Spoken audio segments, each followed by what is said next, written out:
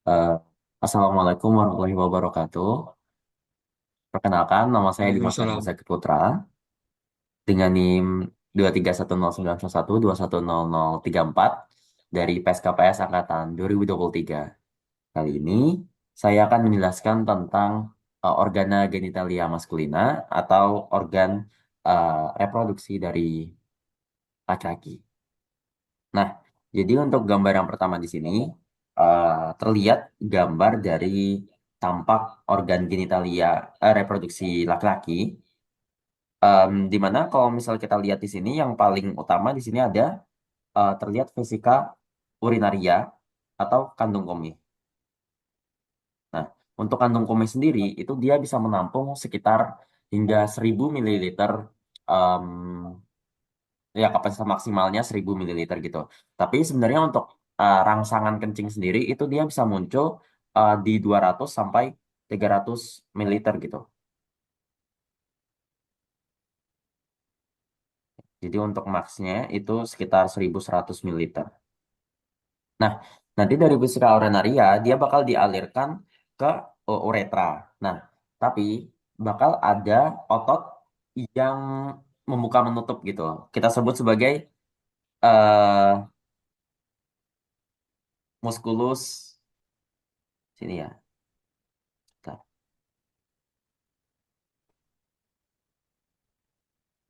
Musculus sphincter ya, musculus sphincter, nah, ya, musculus sphincter, Hmm. uretra, internum, ya, karena dia bakal ada lagi nanti yang di eksternum gitu, yang di sini. Nah, itu ada musculus sphincter uretra externum.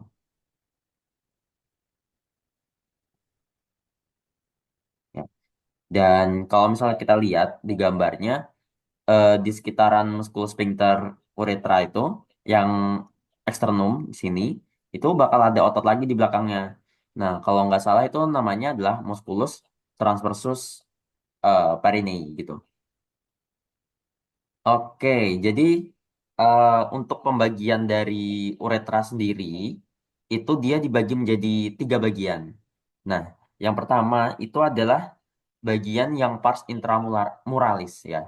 Jadi di sini itu ada bagian pars intramuralis, lalu di sini pars prostatica, lalu ketika dia menembus bagian fascia transversus apa? Fascia transversus perinei itu ada fascia membranosa. Eh, mohon maaf, pars membranesea ya.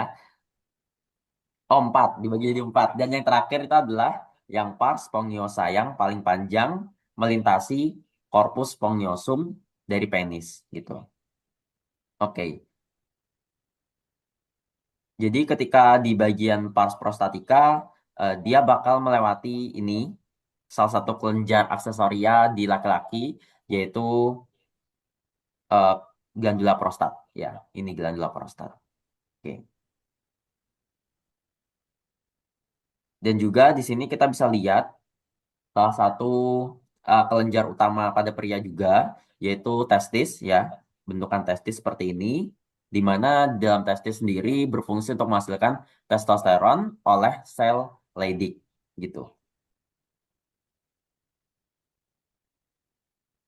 Oke, lalu testis juga berfungsi untuk menghasilkan spermatozoa ya, sperma yang nanti dia bakal dialirkan ke epididymis, lalu ke ductus deferens, lalu ke vas deferens hingga nanti akan bertemu dengan akan masuk ke uretra, lebih tepatnya di sekitaran eh, ya akan bertemu dengan saluran dari prostat nantinya dan ya ketika melakukan ejakulasi ya terjadi ejakulasi maka akan keluar melalui uretra.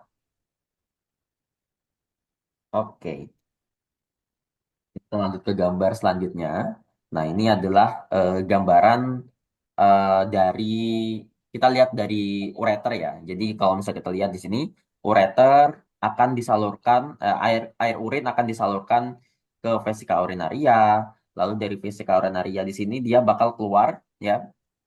Jadi kalau misalnya kita lihat di sini, ini adalah epididymis, ini vas deferens akan terus memanjang mohon maaf, ductus deferens ya, ductus deferens akan terus memanjang dan akan bertemu di glandula prostat ya bersamaan dengan tempat keluarnya dari urin ya.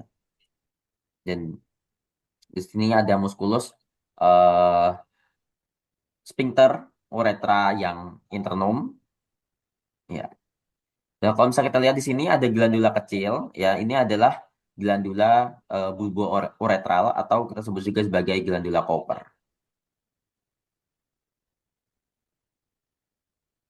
Glandula Cooper. Ya. Dan sebagai tambahan, kalau misal fungsinya prostat itu juga dia menghasilkan cairan yang sifatnya alkali atau basa, ya, jadi untuk membantu mengoptimalkan em, daya hidup sperma ketika di dalam eh, organ wanita gitu. Ya. Oke, mungkin kita lanjut ke gambar selanjutnya. Nah, untuk di gambar selanjutnya ini adalah potongan frontal dari penis ya. Jadi kalau misal kita lihat di sini, kita bisa membagi penis menjadi beberapa bagian gitu ya. Jadi yang paling ujung, ya paling ujung itu kita bisa sebut sebagai radix penis. Di bagian sini ya, itu radix penis. Lalu sini adalah corpus penis dan yang sini adalah ya glans penis ya. Oke, kita bahas satu-satu. Jadi, hmm, oke, ini kita lihat di sini adalah kelenjar prostat. Oke, kelenjar prostat. Dan ini tadi yang dimaksud pars membranacea dari uretra ya. Ini pars membranacea uretra. Nah, di sini ada muskulus, berarti di sini ada muskulus sphincter, uretra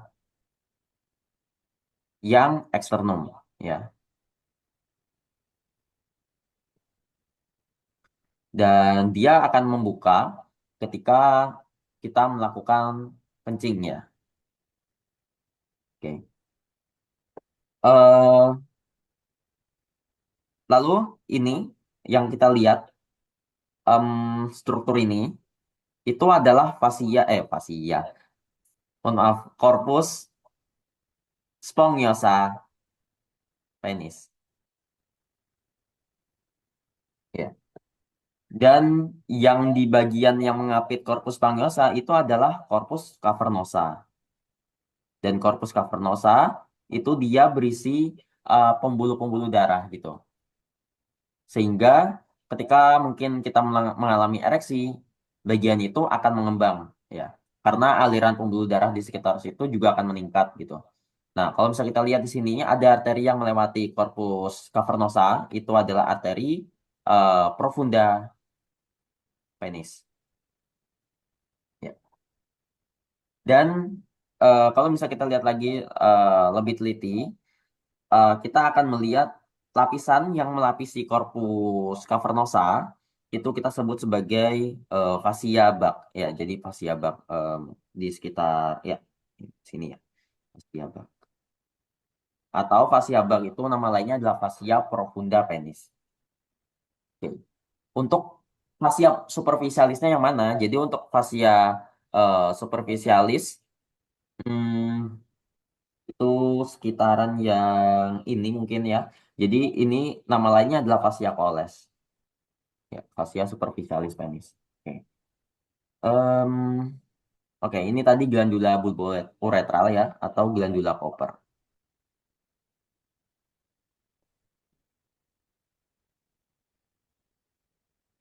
Em, mungkin lanjut ke gambar selanjutnya. Nah, ini adalah tampak eh, ketika kita lakukan diseksi ya di fascia-fascia penis itu.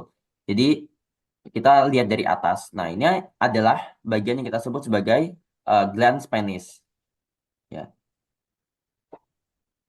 Dan dia itu kalau misal cara apa ya, dia lebih lunak dibandingkan dengan bagian-bagian di bawahnya. Karena itu berfungsi juga sebagai fungsi eh, rangsangan seksual ya ketika mungkin masuk ke organ wanita perempuan gitu ya. agar salah satunya juga sebagai tidak menimbulkan iritasi dan luka gitu ya ke organ wanita gitu. Dan di bagian bawahnya ini kita sebut sebagai corona glandis ya, corona glandis, di mana di corona glandis ini kita akan menemukan salah satu eh, kelenjar ya, namanya kita sebut sebagai ini ya, kalau misal dilihat ada seperti ostium gitu. Nah, itu adalah alur dari glandula Tyson ya, atau ada juga yang disebut sebagai pra pra pe apa sih, prapeusium ya, prapeupialis. Nah, karena ini adalah bagian prepusium gitu kan. Nah, di sini juga ada frenulum ya. Kita sebut sebagai frenulum preputii, dan ini merupakan patokan ketika misal orang melakukan sunat gitu atau sirkumsisi. Ya, jadi kalau misal orang sunat, sirkumsisi, maka yang di kulit yang dipotong itu akan dipotong hingga ke bagian corona glandis ini. Nah, pada saat orang melakukan sirkumsisi itu atau sunat, maka biasanya juga akan ditemukan cairan warna putih ya, warna ya agak putih-putih gitu, dan dia memiliki bau yang khas gitu ya, di mana itu merupakan smegma ya. Jadi smegma itu ya termasuk juga merupakan apa ya, mungkin ya kotoran-kotoran yang ada menempel di kulit-kulit prepusium. Oke. Ini kutis ya, ini kutis, lalu ini adalah fascia superficialis ya, fascia penis superficialis, penis. Oke, dan ini adalah yang fascia profundanya. Jadi kita sebut sebagai ya fascia bag. Oke. Nah, ini yang dimaksud radix penis itu adalah yang ini ya, radix penis. Dan kalau misalnya kita lihat juga di sini, penis itu terletak di ramus pubis ya, ramus pubis yang inferior ya. Kalau misalnya kita lihat, ini adalah ramus pubis inferior ya. Oke, kita akan lanjut ke gambar selanjutnya. Dan ini, oke, langsung ke sini mungkin ya. Jadi untuk vaskularisasi dari sekitaran penis sendiri, itu dia divaskularisasi oleh arteri yang paling utama adalah arteri pemuda penis tadi ya. Tapi oh sebentar, kita bahas dari si arteri yang ke testis dulu. Jadi untuk arteri dan juga vena ke testis itu oleh arteri dan vena testicularis. Nah, tapi untuk asalnya atau muaranya, jadi untuk arteri testicularis sendiri, kalau misalnya kita lihat tuh itu dia yang ini warna apa ya? Hitam mungkin. Oke. Dan dia berasal dari ini aorta abdominalis. Jadi untuk arteri testicularis itu dia dari aorta abdominalis. Ya. Dan untuk venanya dia dari vena renalis ya. Ini dia venanya. Dan dia kan membentuk ini namanya akan terbentuk seperti anyaman anyaman begitu ya, akan bertemu dengan si arterinya juga, dan di sini juga ada saraf. Ya. Sarafnya apa ya? Genitofemoralis kalau tidak salah. Oke. Dan untuk dari cabang arteri testikularis ini sendiri, dia tuh akan terbentuk di sekitaran L2 ya, L2. Oke.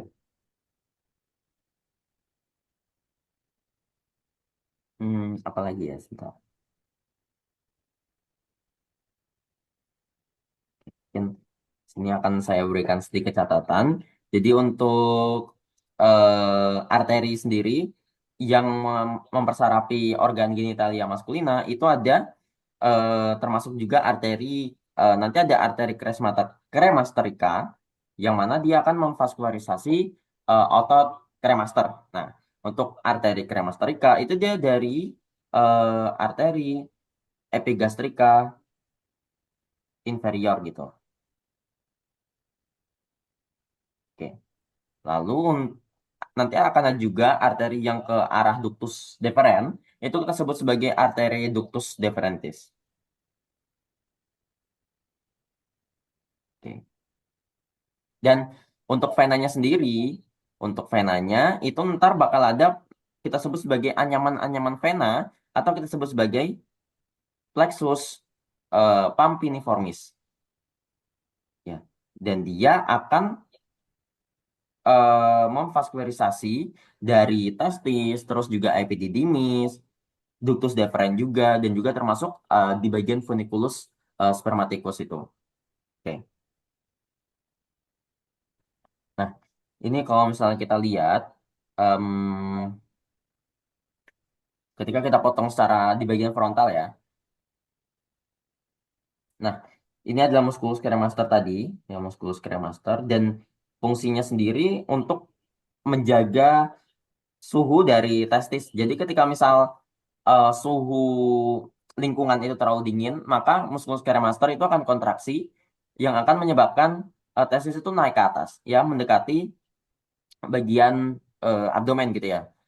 Dan kita tahu bahwa di bagian abdomen itu lebih banyak lemak gitu, dan lemak itu menyimpan panas kan sifatnya, sehingga ketika cremaster kontraksi, maka testis akan lebih hangat gitu.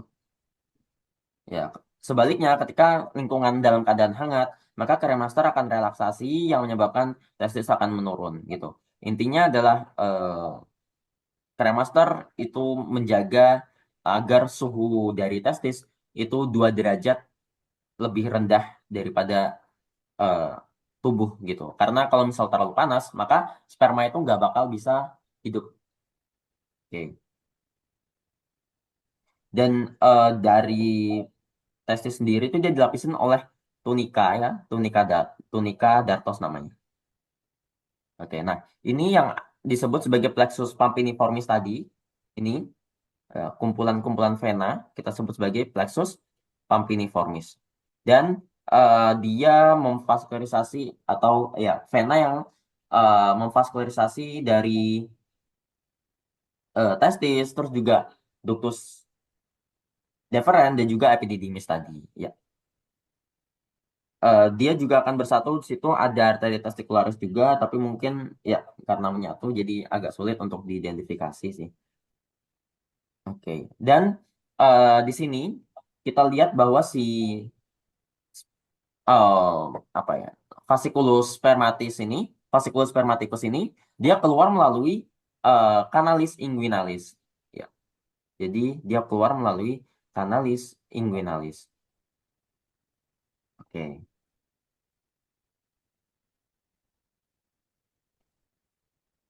Nah, ini mungkin tampilan yang ke penisnya ya. Jadi untuk di sini kita bisa lihat vena yang utama itu ada vena dorsalis profunda penis ya. Ini. Terus untuk arterinya ada arteri profunda penis tadi. Mana tunjukannya?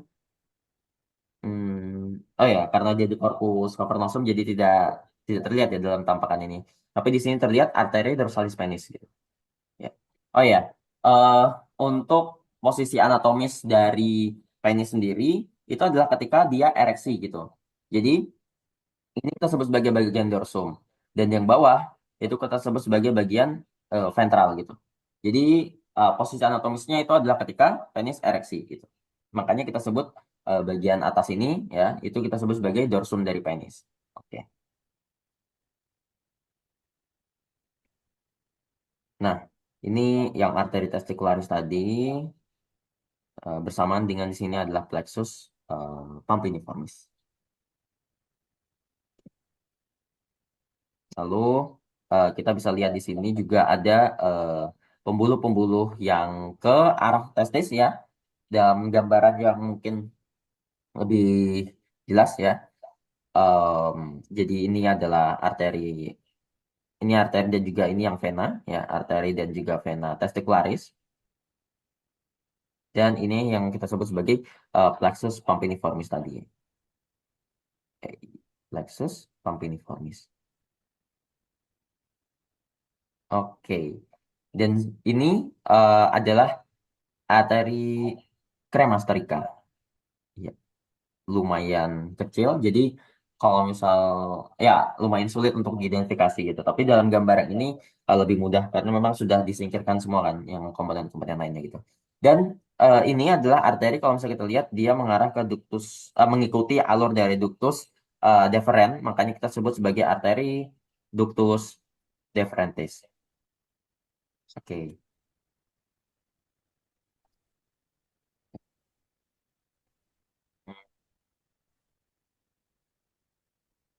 Oh iya, mungkin terakhir. Jadi ini uh, untuk fungsi-fungsi seksual dari organ genital laki-laki sendiri itu uh, dia diatur oleh saraf parasimpatis dan juga parasimpatis dan juga saraf simpatis gitu kan. Nah, jadi kalau misal untuk saraf parasimpatis, ya jadi untuk saraf parasimpatis ya, atau kita sebut juga sebagai stimulasi parasimpatis ya itu dia lebih berperan dalam ereksi gitu jadi dia menginduksi ereksi sedangkan untuk yang simpatis itu dia bakal berfungsi atau menginduksi emisi dari sperma emisi dari sperma dan sebenarnya juga nanti ada nervus yang berperan yaitu nervus pudendus jadi nervus pudendus itu dia juga bakal berperan dalam ejakulasi dari pria gitu. Nah, kalau misal ada klinisnya, yaitu ketika kita tahu bahwa di situ juga ada nodus lymphoideus gitu kan. Nah, ketika misal kita angkat nodus limfanya bagian organ reproduksi itu, maka bisa mengenai serabut saraf dari parasimpatis dan juga simpatis, yang nanti bisa mengakibatkan terjadinya disfungsi ereksi atau mungkin kita kenal sebagai impotensi gitu. Nah, sebenarnya salah satu obat-obatan juga yang mungkin dipakai oleh orang-orang yang mengalami disfungsi ereksi itu adalah Viagra gitu ya mungkin. Dan itu juga merupakan obat yang resmi. Jadi fungsinya sendiri sebenarnya untuk memperlama atau memperpanjang efek dari ereksi pria gitu. Dan itu sering dikonsumsi oleh orang-orang yang mengalami disfungsi ereksi gitu.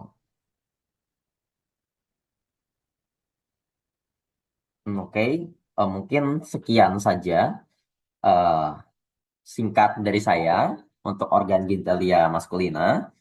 Mungkin sebagai rangkuman, jadi kita tahu bahwa eh, ada yang paling utama di sini ya dari organ genital yang maskulina adalah penis dan juga testis.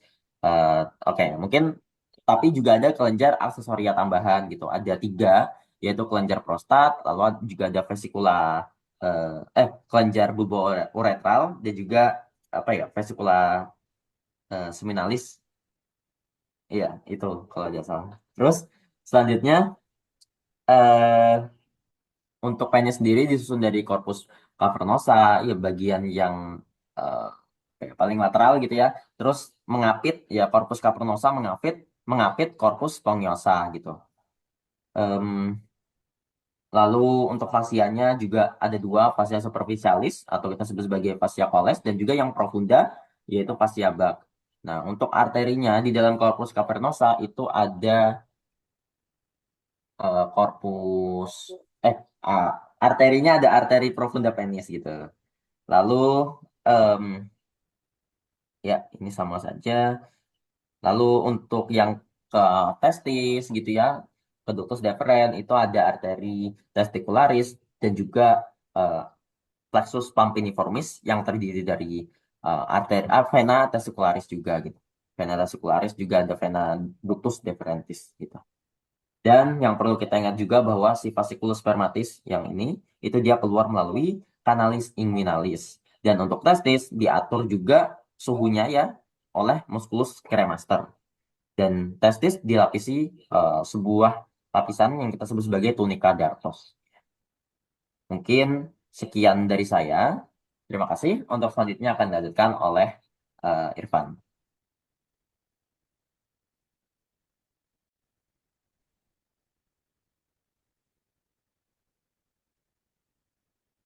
Baik, jadi di sini saya akan melanjutkan penjelasan dari organ reproduksi wanita yang sebelumnya sudah dijelaskan tentang organ reproduksi laki-laki oleh Dimas. Jadi untuk organ reproduksi wanita pada itu terbagi menjadi dua, yaitu yang bagian luar dan juga bagian dalam. Bagian luar disebut dengan organa genitalia feminina eksterna, sedangkan kalau yang bagian dalam kita sebut dengan tinggal diganti saja dengan interna. Nah, di sini untuk eh, organ reproduksi wanita yang bagian luar kita sering mengenalnya dengan sebutan dengan vulva. Nah, pada vulva ini ada beberapa struktur gitu. Yang pertama ada struktur yang ditumbuhi oleh rambut-rambut kita sebut dengan mons pubis. Kemudian ada dua struktur yang berbentuk seperti bibir. Kita bisa menyebutnya dengan labiarum. Jadi ada labiarum majora pudendi dan yang besar ini dan juga labium minora pudendi. Kemudian di sini ada struktur klitoris dan juga ada struktur yang bernama vestibulum vagina atau orang-orang sering menyebutnya juga dengan introitus vagina dan ada juga kelenjar-kelenjar yang mendukung untuk menunjang seks dan juga contohnya ada glandula vestibularis major dan juga glandula vestibularis minor. Nah, kalau glandula vestibularis major kita sering mengenalnya dengan sebutan kelenjar Bartholin ya di sini. Nah, di sini ada vestibulum vagina atau introitus vagina, dia memanjang sampai himen gitu pada ostium vagina. Kemudian di sini juga bisa kita temukan eh, ada lubang keluar untuk air kencing dan juga eh, cara-cara yang lainnya yaitu ostium uretra externum. Nah, ini adalah tampakan ketika organ reproduksi wanita yang keluar atau yang eksternal itu sudah diambil bagian fascia-fascianya dan juga bagian neurovaskularnya.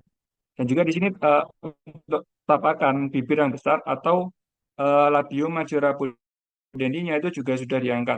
Jadi sebenarnya labium majora pudendi itu dia terbentuk oleh corpus cavernosum vestibulum atau kita sebut dengan bulbus vestibuli ya. Nah, bulbus vestibuli ini dia disokong oleh suatu otot. Kita menyebut otot itu tersebut dengan musculus bulbus spongiasus. Nah, di sini vestibulum vagina bagian ini atau introitus vagina dia dikelilingi oleh satu bibir yang lebih kecil yaitu labium minora pudendi. Nah, ketika bagian bibir labium minora pudendi ini bertemu di bawah, maka dia membentuk suatu struktur yang bernama frenulum labiarum pudendi ya di sini, di sini. Kemudian ketika dia bertemu di bagian atas atau bagian anterior, dia membentuk suatu struktur yang bernama frenulum clitoridis. Nah, di organ reproduksi wanita ini juga ada namanya yang klitoris, yaitu organ sensorik yang dimana berfungsi untuk meningkatkan gaya seks. Nah, eh, klitoris yang sedang saya tuju sekarang ini sebenarnya adalah bagian dari corpus cavernosum clitoridis. Jadi corpus cavernosum clitoridis ini dia terdiri dari eh, badan dan juga glansnya gitu. Jadi ada corpus clitoridis bagian yang ini, kemudian ada bagian glansnya, glans clitoridisnya. Kemudian seperti halnya dengan di organ reproduksi perempuan, laki-laki, ada namanya yang krus, ada bagian krusnya, yaitu kalau di laki-laki kan ada krus penis, di sini juga ada krus klitoridis. Nah, kalau di perempuan ini krus klitoridisnya dia diliputi oleh dua sisinya diliputi oleh suatu otot yang kita sebut dengan musculus ischio-cavernosum. Musculus ischio-cavernosum. Nah, untuk si klitoris ini dia memiliki homolog dengan organ reproduksi laki-laki. Kita sebut dengan struktur penis. Jadi bagaimana cara pengisian,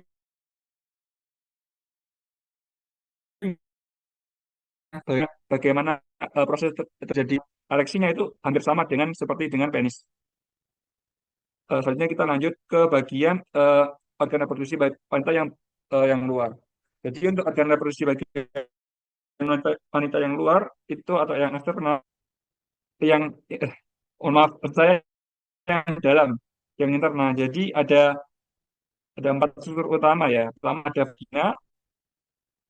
vagina, kemudian ada ovarium, ada tuba uterina atau salping, dan juga ada uterus. Nah, ini untuk penamaan untuk dua struktur yang berdekatan. Contohnya pada tuba uterina dengan uterus itu bisa digabung menjadi adnexa uteri. Nah, di sini saya akan menjelaskan tentang mungkin beberapa fungsional ya. Jadi kalau tadi organ reproduksi wanita yang bagian luar itu terkhusus untuk menunjang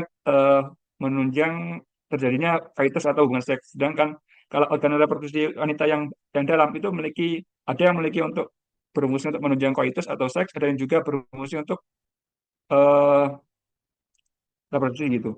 Jadi yang pertama saya akan jelaskan tentang ovarium dulu. Ovarium ini dia memiliki fungsi untuk mematurasi folikel dan juga ovarium. Dia juga memproduksi hormon-hormon seperti progesteron dan juga estrogen. Sedangkan tuba uterina, selanjutnya kita lanjut ke struktur selanjutnya yaitu tuba uterina atau salping. Jadi tuba uterina atau salping ini dia memberikan fasilitasi tempat untuk terjadinya fertilisasi. Jadi setelah nanti setelah ova dikeluarkan oleh ovarium, maka akan ditangkap oleh infundibulum tuba uterina dan juga tersimpan di tuba uterina. Terkhususnya nanti bagian tuba uterina yang bagian ampulanya di sana nanti ovanya dia itu akan nunggu di sana. Setelah ketika spermanya baru diinjeksikan, kemudian masuk, kemudian baru terjadi fertilisasi di sana. Nah, paling sering memang terjadinya fertilisasi itu di bagian ampula dari tuba uterina. Nah, setelah terjadi fertilisasi di bagian ampula tadi, di sekitar bagian sini, nanti zigot itu dia akan berjalan menuju ke uterus, di mana dia akan terjadi penempelan atau implantasi di bagian dinding uterus atau dinding rahim, di mana nanti si embrio tadi akan tumbuh dan juga berkembang di sana. Nah, di sini vagina juga selain berfungsi sebagai mm, yang untuk menunjang hubungan koitus atau hubungan seks, dia juga berfungsi sebagai jalan lahir ketika melahirkan atau ketika partus.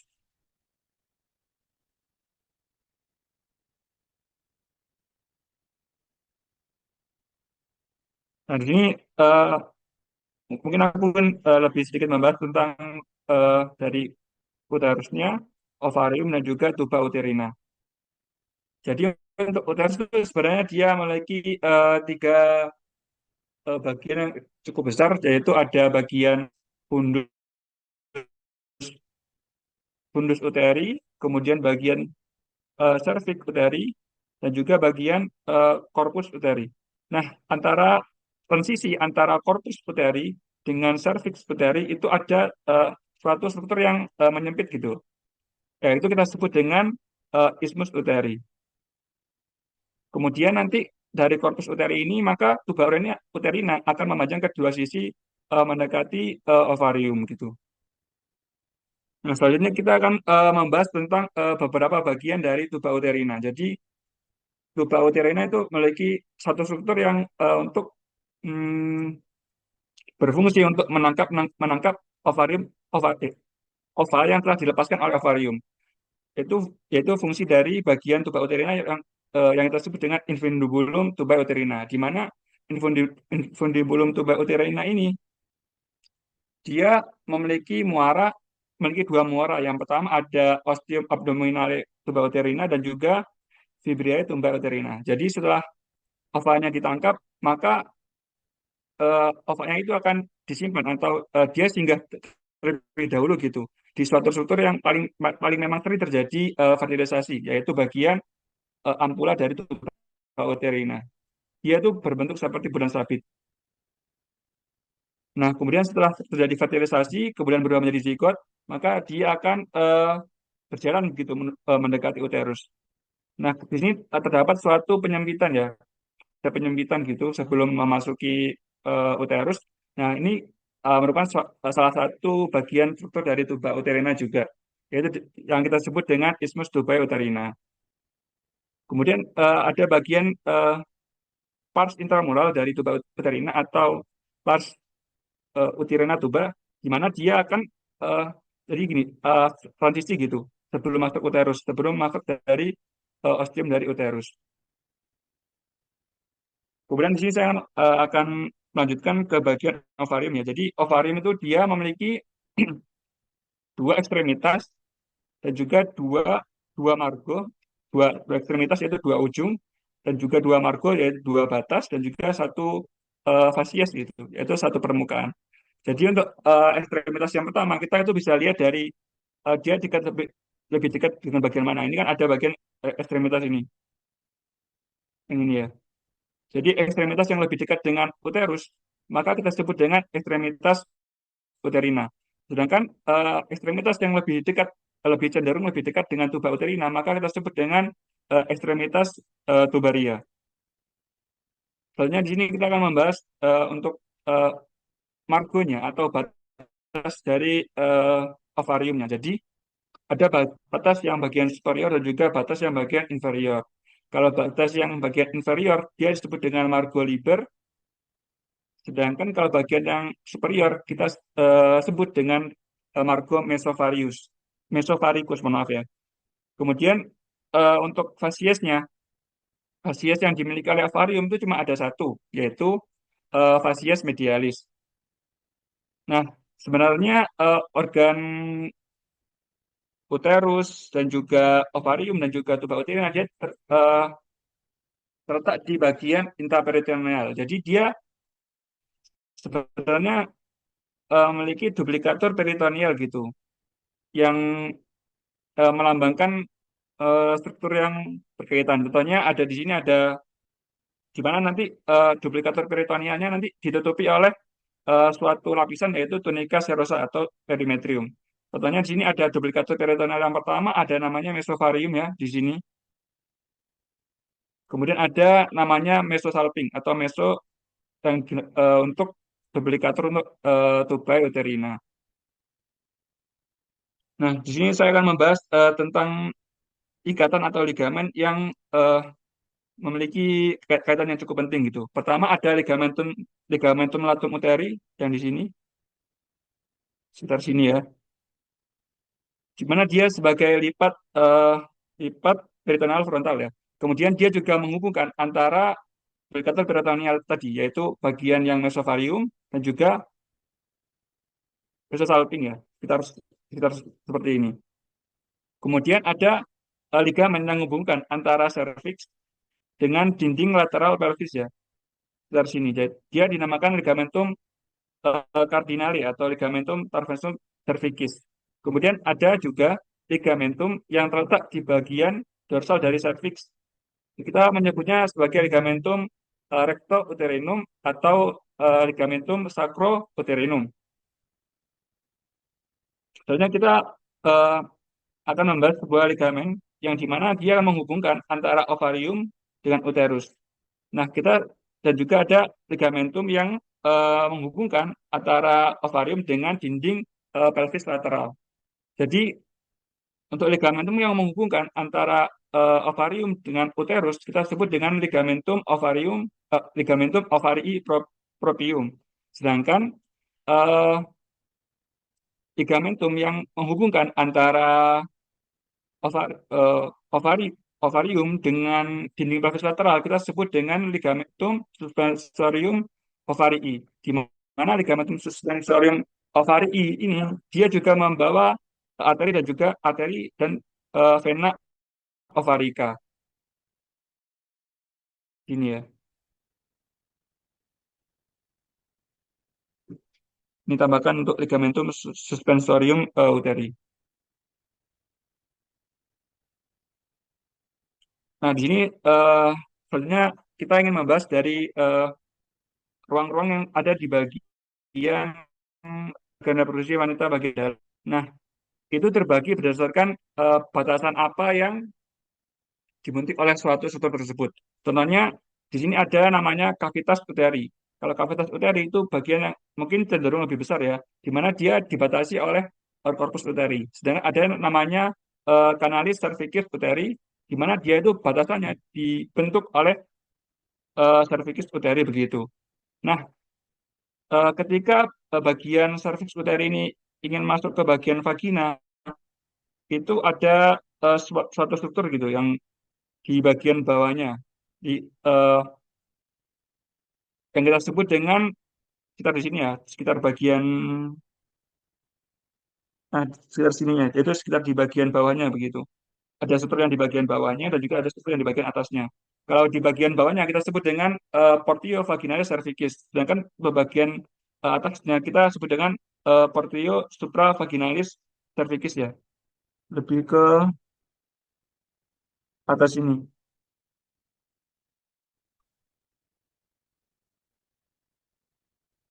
Nah, selanjutnya kita akan membahas struktur selanjutnya yaitu vagina. Di mana vagina dia adalah suatu organ yang muskular dan juga organ muskular dan juga berongga. Di mana di eh, pertemuan antara vagina dengan cervix tadi itu ada namanya fornix vaginae, di mana dia itu meliputi bagian portio dari vaginalis cervix tadi. Jadi di sini ada portio vaginalis cervix sekitar sini, di mana dia juga diliputi oleh suatu struktur yang bernama fornix vaginae. Nah, pada permukaan dalam anterior dan juga posterior dari vagina itu terdapat suatu struktur yang berbentuk lipatan-lipatan, lipatan-lipatan eh, mukosa transversa. Kita menyebutnya sebagai rugaya vaginales ya. Selanjutnya di sini kita juga bisa melihat beberapa lapisan dari uterus gitu. Pertama ada lapisan yang terluar yaitu lapisan perimetrium atau tunica serosa, yaitu bagian sini, sekitar sini. Kemudian ada lapisan yang terdiri dari otot-otot atau kita sebut dengannya dengan lapisan myometrium gitu ya, itu sekitar sini ya. Kemudian ada lapisan yang paling dalam, lapisan mukosa atau kita sebut dengan tunika mukosa, yaitu kita sebut dengan tunika endometrium.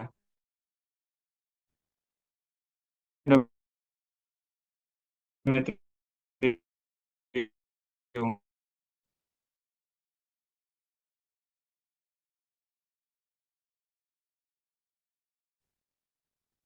Eh, kita akan membahas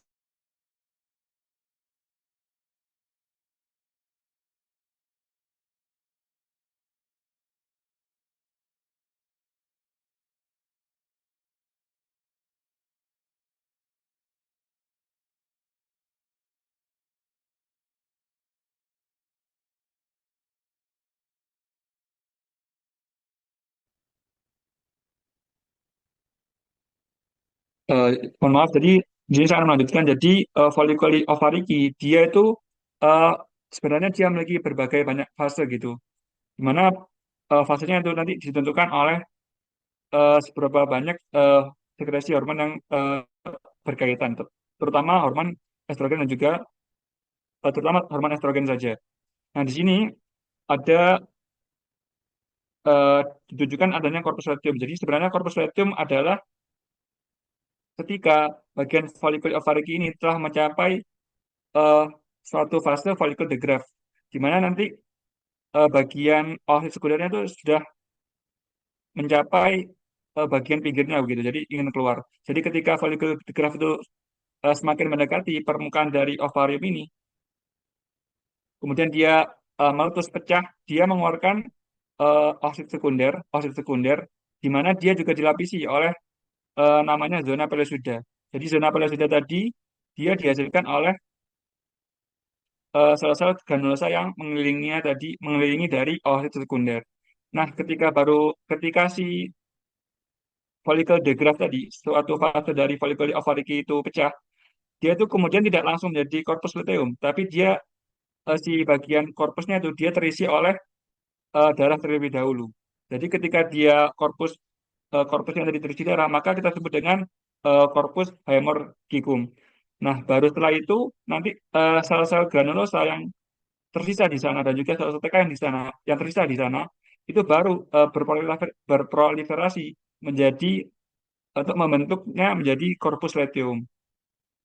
Nah, corpus luteum ini nanti misalnya tidak terjadi fertilisasi, maka dia akan berubah terus berdegenerasi menjadi suatu korpus, yaitu korpus albikan. Kalau misalnya dia terjadi fertilisasi, maka dia akan berbentuk menjadi korpus luteum gravidarum kalau tidak salah ya. Nah, untuk korpus luteum ini dia juga berfungsi menghasilkan eh, hormon juga, yaitu progesteron dan juga estrogen. Walaupun jumlah estrogennya tidak sebanyak dari jumlah estrogen yang dihasilkan oleh ovarium. Nah, estrogen dan juga progesteron yang dihasilkan tadi itu menunjang persiapan dari eh, uterus atau endometrium tadi untuk terjadinya implantasi dan juga terjadinya kehamilan gitu.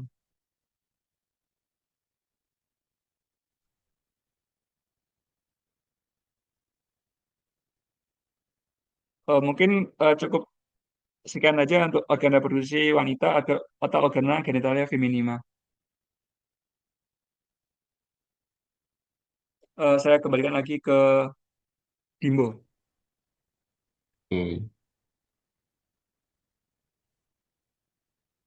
Baik, mungkin sekian presentasi kami tentang organ reproduksi pria dan juga organ reproduksi wanita. Jika mungkin teman-teman ada yang mau didiskusikan atau ditanyakan, teman-teman bisa tulis di kolom komentar. Mungkin sekian dari kami. Terima kasih. Wassalamualaikum warahmatullahi wabarakatuh.